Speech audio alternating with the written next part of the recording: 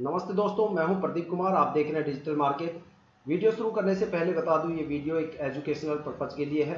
अगर आप stock market में कोई भी फाइनेंशियल इन्वेस्टमेंट करते हो तो अपने फाइनेंशियल एडवाइजर से सलाह जरूर लें या फिर अपनी सोच समझ के साथ इन्वेस्टमेंट करें। अगर आपको स्टॉक मार्केट में कोई भी फाइनेंशियल लॉस होता है तो उसके लिए ये वीडियो रिस्पॉन्सिबल नहीं है। तो चलो दोस्तों, वीडियो शुरू करते हैं।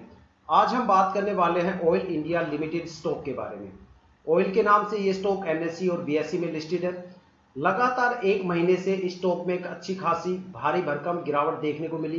अगर मैं मान लो यहाँ पे एक मंथ का चार्ट आपको दिखाता हूँ तो यहाँ पे 110 पॉइंट की गिरावट हुई है। और अगर मैं 5 डे का यहाँ पे चार्ट देखता हूँ तो यहाँ पे 26 पॉइंट की गिरावट है। और अगर आज की बात करें तो यहाँ पे 9 रुपए की अच्छी खासी गिरावट हुई है।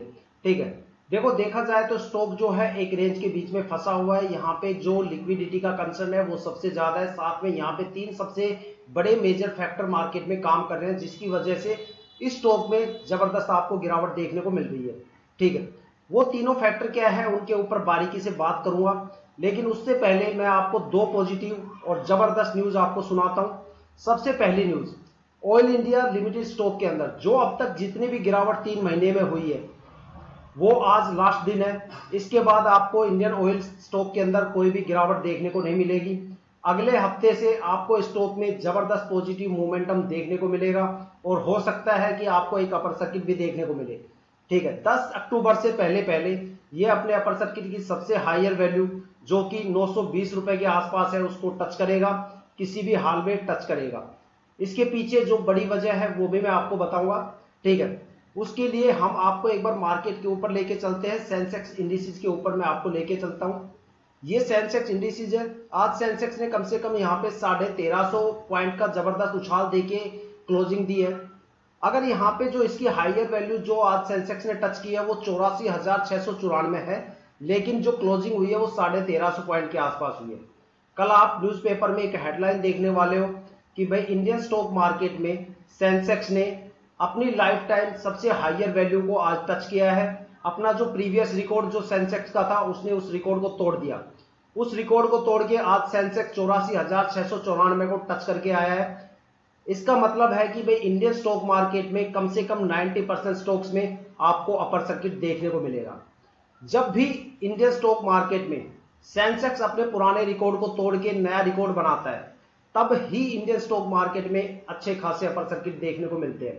ठीक है, और उस टाइम पूरा मार्केट पूरी तरह से पॉजिटिव मोमेंटम के साथ आगे बढ़ता है। ठीक है, कोई भी रिकॉर्ड आप देख लो, कितने भी कैंडल चार्ट आप देख लो, चाहे पिछले 20 साल के रिकॉर्ड आप उठा के देख लो, जब जब सेंसेक्स ने सबसे हायर वैल्यू को अचीव किया है तब तक 98% 90% इस रेशियो में अपर सर्किट लगते हुए मार्केट में नजर आए।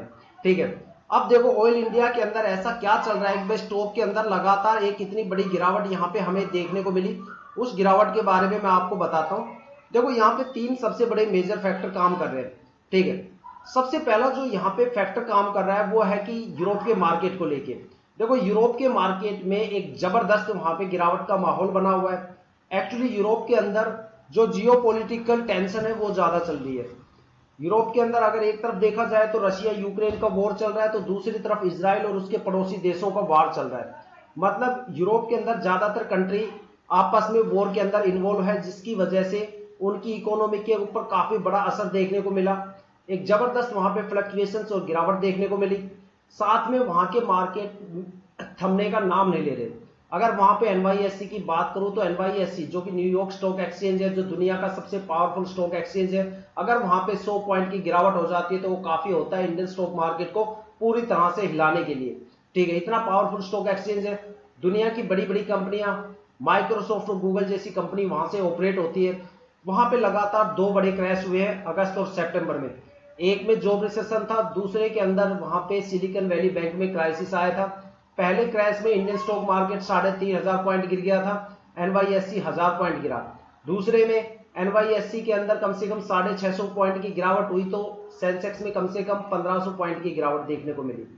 लेकिन आज के दिन पूरा यूरोप का मार्केट अच्छी तरह से स्टेबल है। आज इंडियन स्टॉक मार्केट ही नहीं दौड़ा, आज एशियन स्टॉक मार्केट के जो बड़े दिग्गज स्टॉक एक्सचेंज है सभी ताबड़तोड़ भागे हैं।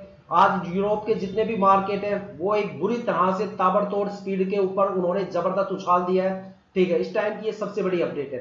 हालांकि फ्लक्चुएशन जो चल रहा था वो यूरोप की मार्केट की वजह से था। दूसरा जो सबसे बड़ा कंसर्न इंडियन स्टॉक मार्केट में चल रहा था वो